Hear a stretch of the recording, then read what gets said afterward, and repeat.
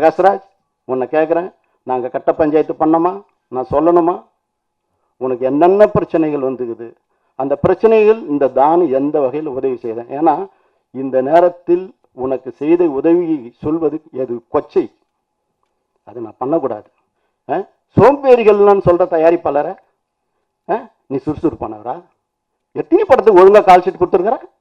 எத்தனை முறை red card வாங்கியிருக்கிற Andhra பிரதேசத்தில்? எத்தனை முறை பஞ்சாயத்து நடந்திருக்குது உனக்கு? எங்கேயாவது ஒழுங்கா ஒரு டப்பிங் வரதுக்கு எத்தனை பேர் கெஞ்சுவாங்க, எவ்வளோ பேசுவாங்க? உன் மனசு தங்கம் தான், ஆனால் தயாரிப்பாளர்ல கஷ்டப்படுத்துறது இருக்குது பார், அது ரொம்ப கொடுமை. ஆகவே நீ பேசுறதுக்கு முன் கண்ணாடி முன்னாடி நீ பார். நீ யார் சொல்லி நிற்கிறன்றது எனக்கு தகவல் அம்சல்ல.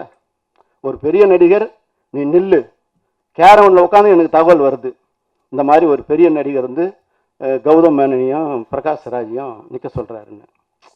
அதெல்லாம் நம்ம பேச வேண்டிய அவசியம் இல்லை. நான் பிரகாஷ்ராஜ், நம்மெல்லாம் ஒத்துமையாக தானே இருக்கிறோம். எதுக்கு இனம், முதி, கலாச்சாரம் இதெல்லாம் வேணாம். நம்மளாம் சகோதர வாஞ்ச சந்தோஷமாக வாழணும். தயவுசெய்து இனம் பிரித்து, மதம் பிரித்து, மொழி பிரித்து பேசாதீங்க ப்ளீஸ்.